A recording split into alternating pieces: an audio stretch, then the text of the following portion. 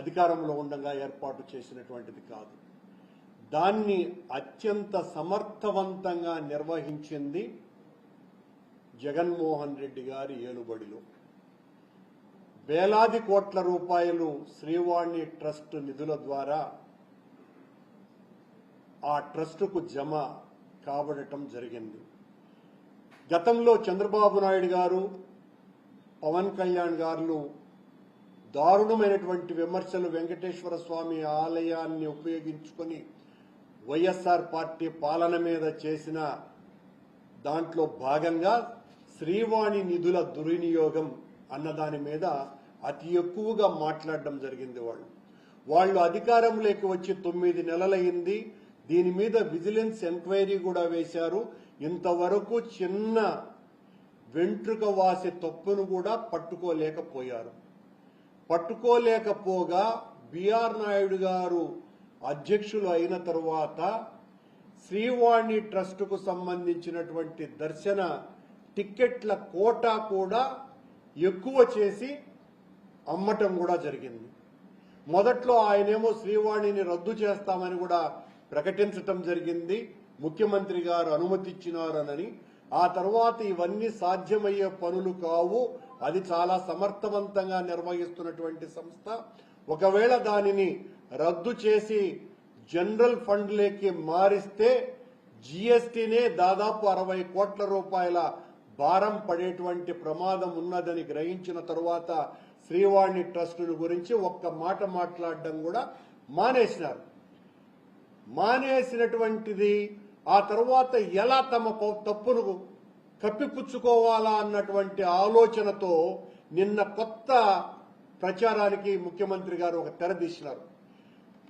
ఆలయాల అవసరాన్ని గురించి భక్తులు చాలా చోట్ల నుంచి తనను అడుగుతున్నట్టుగా ఆ ఆలయాల నిర్మాణం కోసమని వెంకటేశ్వర ఆలయాల నిర్మాణ నిధి ట్రస్టు అన్నదాన్ని కొత్తదిగా ఏర్పాటు చేస్తాము అని ముఖ్యమంత్రి గారికి ఈ సందర్భంగా గుర్తు చేస్తున్న విషయం, శ్రీవాణి ట్రస్టు యొక్క ప్రధానమైనటువంటి ఆశయమే దేశంలో, ముఖ్యంగా మన రాష్ట్రంలో వివిధ ప్రాంతాలలో దేవాలయాల నిర్మాణమే.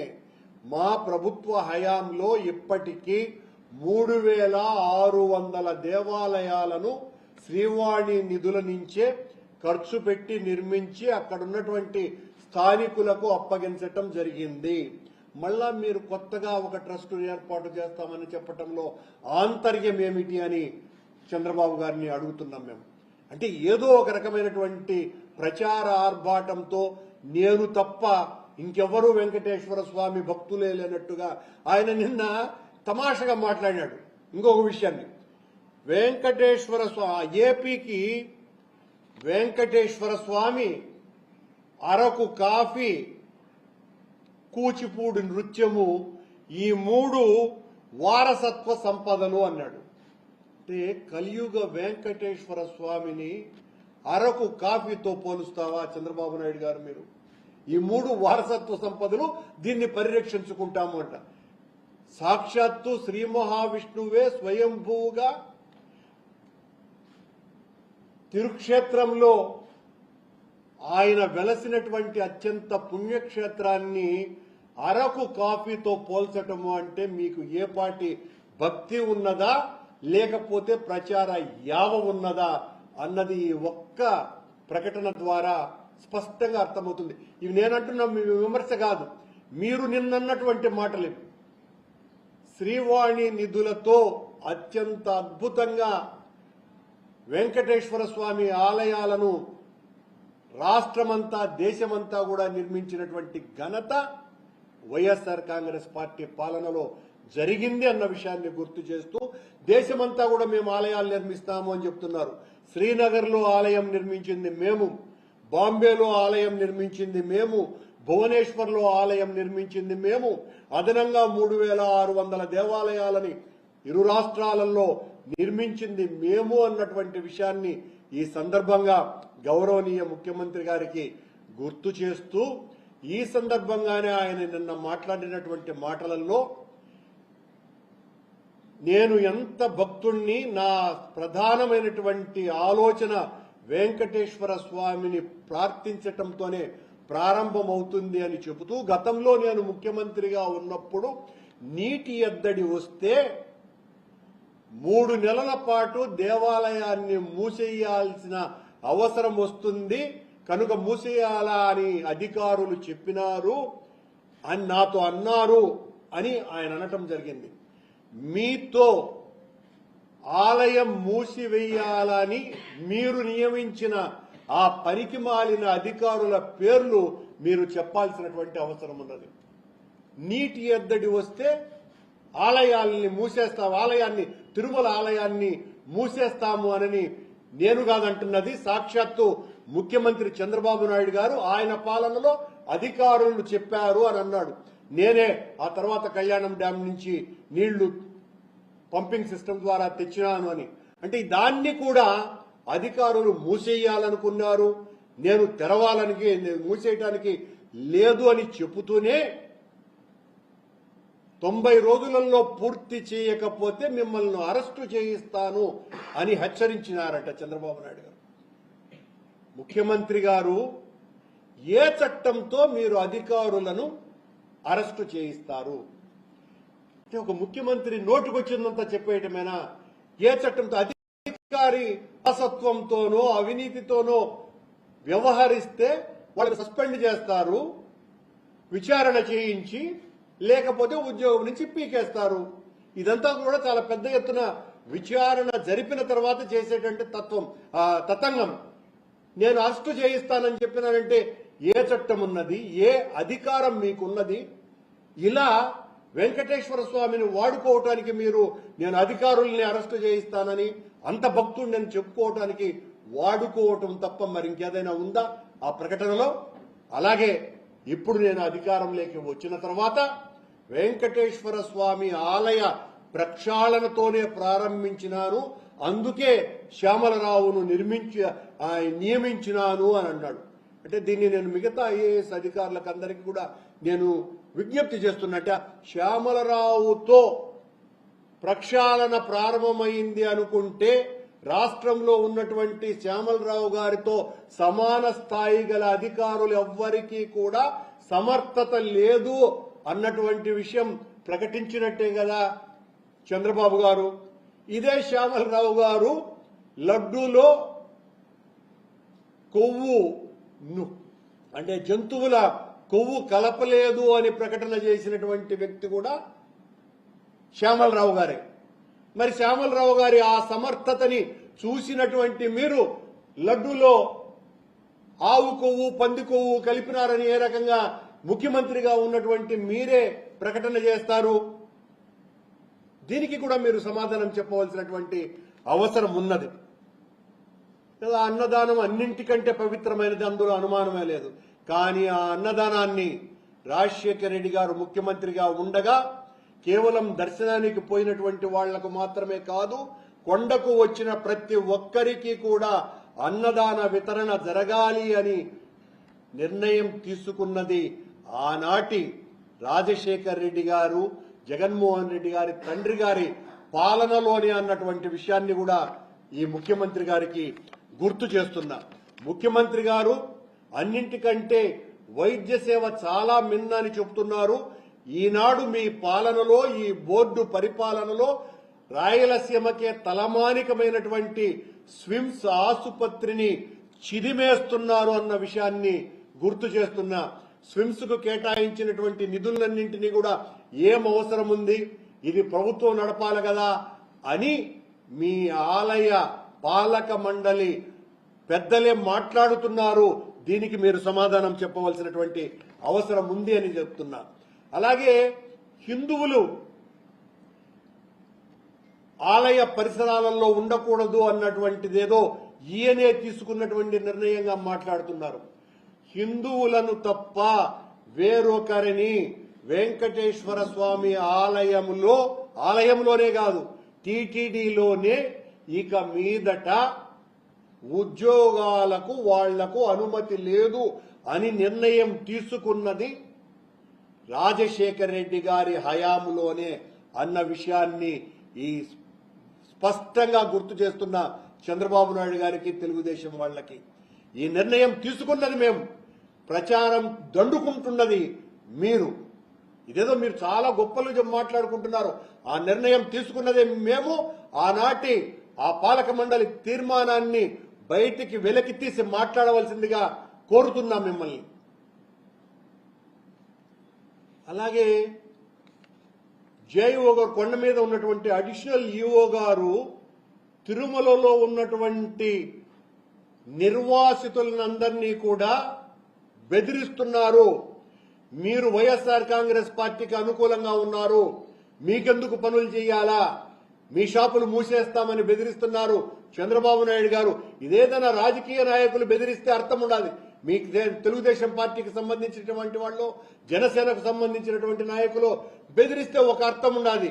సాక్షాత్తు ఒక ఐఆర్ఎస్ అధికారి వెంకటేశ్వర స్వామి ఆలయ పవిత్రతను కాపాడటానికి మీరు వేసినటువంటి అధికారి ఈ రకంగా తిరుమలలో ఉన్నటువంటి నివాసితులందరినీ కూడా బెదిరిస్తున్న సంగతిని గుర్తు చేస్తూ, మీరు నిన్న మరొక ముఖ్యమైనటువంటిది, కొండ మీద కింద ఉన్నటువంటి అలిపిరిలో ముంతాజ్ హోటల్ అనుమతిని మేము రద్దు చేస్తున్నామని ప్రకటన చేసినారు. దాన్ని మేము కూడా స్వాగతిస్తున్నాం. స్వామి, ఈ సందర్భంగా మీకు గుర్తు చేస్తున్నా, గత 2 నెలలుగా కాషాయాంబరదారులైనటువంటి సాధు పుంగవులు దాదాపు 200 మందికి పైగా రోజు అనేక మార్లు ప్రకటనలు, పత్రికా సమావేశాలు, ఆ టిటిడి ఆలయ అడ్మినిస్ట్రేటివ్ బిల్డింగ్ ముందర ధర్నాలు, సాక్షాత్తు వెంకటేశ్వర స్వామి ఆలయం ముందరనే నిరసనలు ఎందుకు చేసినారు? మీరన్నారు మేమిచ్చిన పర్మిషన్ అని. మేమిచ్చిన పర్మిషన్ రద్దు చేశాము అని మీరు చెప్తున్నారు. అయ్యా, మరి మీ మీద ఎందుకు వీళ్ళు ధర్నాలు చేసినారు? మీరెందుకు వాళ్ళని మెడబెట్టి గెంటేసినారు? వాళ్ళ కాళ్ళు పట్టుకొని అందరూ కూడా పూజించేటువంటి పూజ్యనీయులైనటువంటి సాధువుల్ని కొండ మీద నుంచి మెడబెట్టి గెంటేసినారు ఎందుకు స్వామి చంద్రబాబు గారు? వాళ్ళ దెబ్బకు జడిసి భయపడి ఇంకా ఏం ప్రమాదం వస్తుందో అని మీరే తుడా అనుమతులు ఇచ్చినారు. అక్కడ ఉన్నటువంటి ఆ హోటల్ నిర్మాణానికి మీరు అనుమతులు ఇచ్చినారు. ఇబ్బందులన్నీ తొలగిపోయాయి అని మిమ్మల్ని మోసేటువంటి బోయిలైనటువంటి పత్రికలు, ప్రసార మాధ్యమాలు డంకా బజాయించి మరీ రాసినాయి, చూపించినాయి. సాధువుల దెబ్బకి భయపడిపోయి ఆ అనుమతులన్నీ కూడా రద్దు చేసినాము అనేది అదేదో ఆ పాపం మా మీద నెట్టడానికి ప్రయత్నం చేసినారు.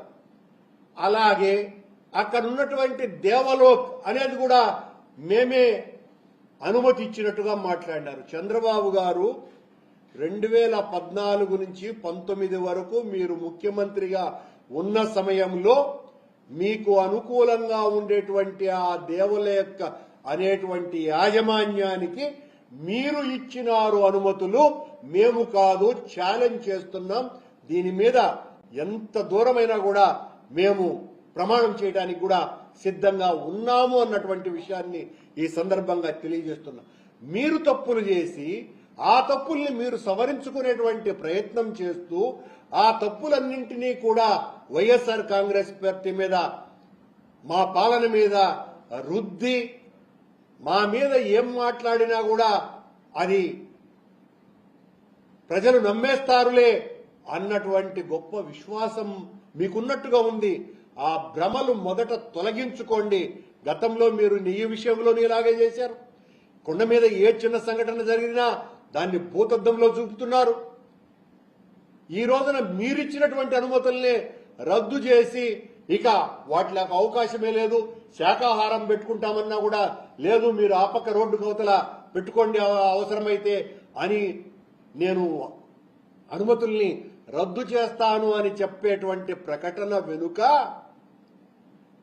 హిందూ ధర్మానికి మీరు చేసినటువంటి మోసానికి మొత్తం కాషాయాంబరదారులంతా కూడా కమండలాలతో పాటు కథన రంగానికి వాళ్ళు వచ్చిన కారణంగా ఆ పోరాటానికి ఉద్యమానికి భయపడి విరమించుకున్నారు తప్ప మరొకటి లేదు. అలాగే నిన్న మీరు ఇంకొక మాట అన్నారు, ఆలయాలన్నింటినీ కూడా అభివృద్ధి చేసి టూరిస్టులకు అనుకూలంగా మారుస్తాము అని. ఎంత తప్పుడు మాట అది. ఆలయాలను అభివృద్ధి చేసి ఆధ్యాత్మిక వాతావరణాన్ని రాష్ట్రంలో తీసుకొని వచ్చి భక్తులకందరికీ కూడా ఆలయాలను దగ్గరికి చేరుస్తాము అన్నటువంటి మాటను టూరిజంకి అభివృద్ధి చేయడానికి వాడటానికి, టూరిజం అంటే విలాసవంతమైనటువంటి ఒక కార్యక్రమానికి సంబంధించినటువంటి విషయం. ఆధ్యాత్మికత పూర్తిగా ఈ టూరిజం అన్నటువంటి పదానికి సరిపోడని పొసగనటువంటి మాట అది. నిన్న మీరు పత్రికా సమావేశంలో మీరు వాడినటువంటి మాట, సామాన్య భక్తులకే దర్శన సౌభాగ్యం కల్పిస్తామని అధికారంలోకి వచ్చి మీరు మాట్లాడినటువంటి మాటలకి ఈ రోజు చేష్టలకి ఎంత తేడా ఉంది అంటే, ఈ రోజు రోజుకు 8,000 మందికి పైగా విఐపి బ్రేక్ దర్శనాలని మీరు చేస్తున్నారు. ఇవన్నీ కూడా సిఎంఓ ఆఫీసే కంట్రోల్ చేస్తున్నది. ఎవరికి దర్శనాలు కల్పించాలా అన్నటువంటిది సీఎంఓనే నియంత్రిస్తున్నది. అయినా మీరు ఏమీ కూడా ఆ విఐపి బ్రేక్ దర్శనాల్ని కట్టడి చేయలేకపోగా మా హయాము కంటే ఇప్పుడు మరో 2,500కు పైగా దర్శనాలని ఏర్పాటు చేస్తున్నారు. మధ్యాహ్నం 1 గంట 2 గంటలు అవుతున్నది సామాన్యునికి దర్శనం లభించటం. సమయం ఇంత దుర్భరంగా పరిస్థితి తయారైంది.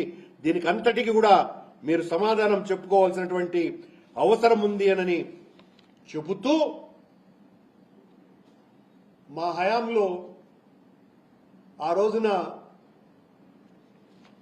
ఈఓగా కొద్ది కాలం పాటు బాధ్యతలు తీసుకున్నటువంటి అడిషనల్ ఈఓ ధర్మారెడ్డి గారి కుమారుడు అకాల మరణం చెందినప్పుడు, ఆ తర్వాత ఒక 10 రోజులకు ఆ అబ్బాయి అంత్యక్రియలు